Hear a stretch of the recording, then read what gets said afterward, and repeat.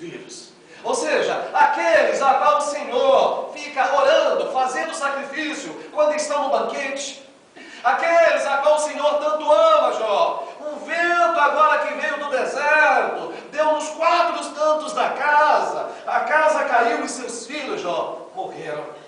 Agora imaginem comigo, amados, imaginem comigo a situação, como ficou Jó. Lembra que eu falei logo no começo que para ser um homem de Deus, a referência tem que cuidar da família, tem que ser um bom pai, tem que ser um bom marido. Então logo eu percebo que Jó, quando recebe essa notícia, Jó fica muito triste, é natural. Mas por que, pastor? Se Jó era um homem de Deus, ora, nós somos homens de Deus, sim, Jó também era homem de Deus, mas não somos nenhuma espécie de super-homem. Nós somos homens, temos sentimentos, e na qualidade de homem com sentimentos é natural chorar, é natural sentir saudade. Afinal de contas, o nosso rabi, o nosso mestre, o próprio Jesus chorou. Ele chorou quando Lázaro morreu, embora ele sabia que ia ressuscitá-lo. Ele chorou quando viu Jerusalém naquela decadência sendo destruída. Enfim, a Bíblia deixa bem claro, amados irmãos, que Jó, quando recebeu essa notícia, o coração de Jó começa agora a entristecer. E quando eu leio, eu vejo agora começar aí o confronto.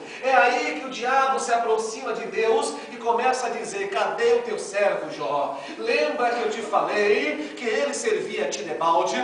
Lembra que eu te falei que era porque o Senhor cercar-te com bens? A Bíblia diz o seguinte: que então Jó se levantou, rasgou o seu manto. Agora imagina comigo, amados, imagine Jó rasgando o seu manto. O diabo olha e o diabo diz: ó para aí, não está suportando a luta. Deus deu tanta referência boa dele, mas ele não está suportando. Quem sabe nesse momento, lá numa esfera terrestre, numa esfera agora celestial, ele se aproxima de Deus agora e diz: olha aí o teu servo, ele rasgou, ele não está suportando a luta. A Bíblia diz que não parou aí. Além dele rasgar o manto, Jó raspou a sua cabeça. E quando Jó raspa a sua cabeça, o inimigo que não entende nada, porque o inimigo só vê coisas naturais, ele não tem a interpretação espiritual, e quando ele viu Jó raspar a cabeça, ele disse: é agora. O homem entrou em desespero, e a Bíblia diz que Jó lançou-se em terra.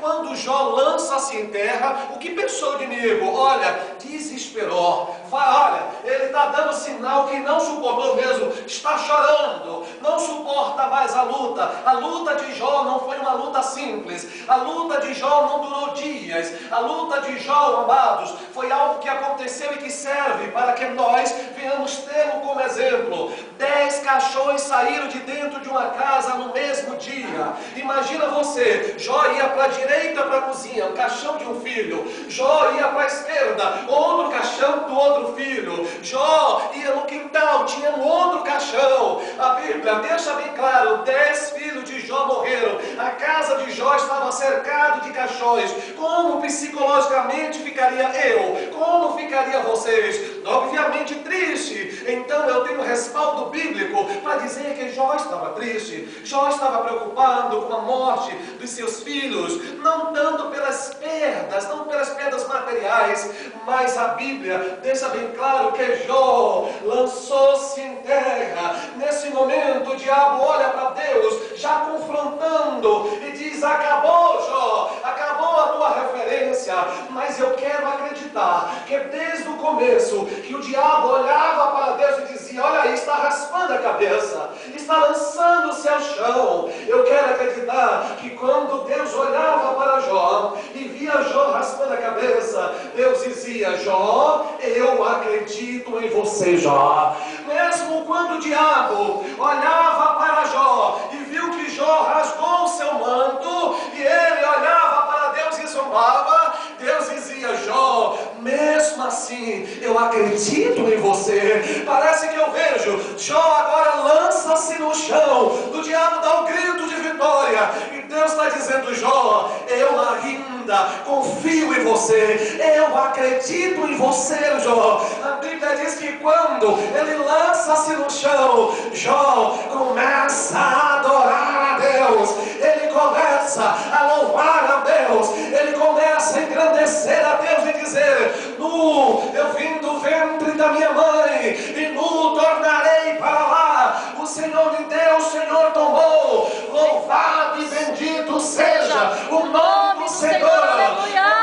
Essa mensagem, eu vejo que Jó tinha motivos para estar triste. Eu vejo que Jó tinha motivos para estar desesperado. Só para nós termos uma ideia, além da perda dos filhos, o versículo 3 do capítulo 1 diz assim: e era o seu gado de 7.000 ovelhas. Jó perdeu 7.000 ovelhas. Pastor, o que significa isso? Me diz uma coisa: o que é que nós fazemos com a lã das ovelhas? Com a lã das ovelhas nós fazemos roupas. A Bíblia está dizendo que Jó era empresário na área de confecções. Quando eu vejo ainda o versículo 3, eu ainda vejo o seguinte: ele tinha 7.000 ovelhas e 3.000 camelos. Qual era o transporte mais rápido daquela época? Era os camelos. O que é que a Bíblia está dizendo, pastor? É que Jó, naquela época, se fosse hoje, ele seria dono agora. Qual é? Naquela época, o meio de transporte mais rápido era o camelo. Hoje, qual é o meio de transporte mais rápido que existe?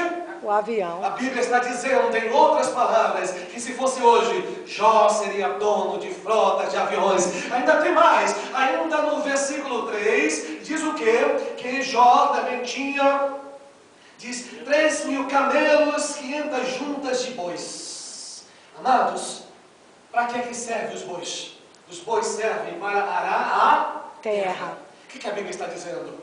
Hoje em dia, o que é que ara a terra? Máquinas agrícolas, tratores. A Bíblia está dizendo que se fosse hoje, Jó seria dono de fábrica de tratores. Viu? Teve uma ideia do patrimônio desse homem. Tudo isso caiu por terra, além das perdas dos teus filhos, que era mais importante. Então Jó tinha motivos para chorar. Jó tinha motivo suficiente para estar desesperado. A Bíblia diz que quando ele cai na terra, é para adorar a Deus. Amados irmãos e distintos companheiros de ministério, eu quero vos dizer nesta noite, da mesma forma que Jó teve motivos para chorar, da mesma forma que Jó teve motivos para estar triste, da mesma forma que Jó ficou aparentemente desesperado, eu sei que muitos de vocês que estão aqui passam por lutas e por adversidades. Percebam que diz esta mensagem que Jó não estava em pecado, Jó não cometeu transgressão, Deus estava dando bom testemunho de Jó, ele é reto, ele é íntegro, mas mesmo assim Jó passou por várias adversidades. Logo eu entendo com isso que passar por luta, passar por provações não significa estar em pecado, não significa estar em falha, simplesmente situação natural que nós temos que passar, e provações nos aproxima de Deus.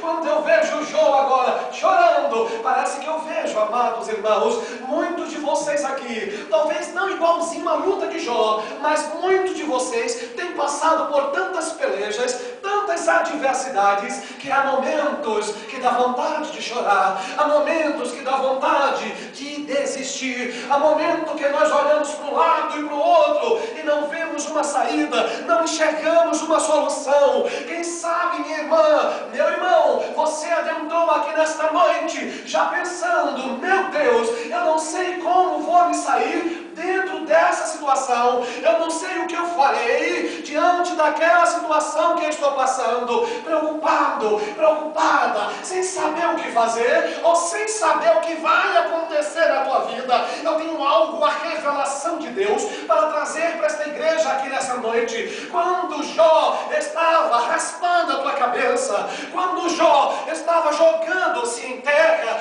Deus estava dizendo: Jó, eu confio em você, eu não sei qual momento que você está passando, eu não sei qual a dificuldade esta igreja está passando, mas da mesma forma eu vejo Deus olhando para o teu amor nesta noite, dizendo: irmão Juraci, eu confio em você. Eu vejo Deus olhando para o presbítero e dizendo: eu confio em você. Eu vejo Deus olhando para Naldo, para Nalva, e dizendo: mesmo nessa luta, eu ainda confio em você. Eu vejo Deus olhando para essa igreja, na prova, na área sentimental, na prova, na área financeira, mas Deus está dizendo: meu servo, diga que eu confio nessa igreja.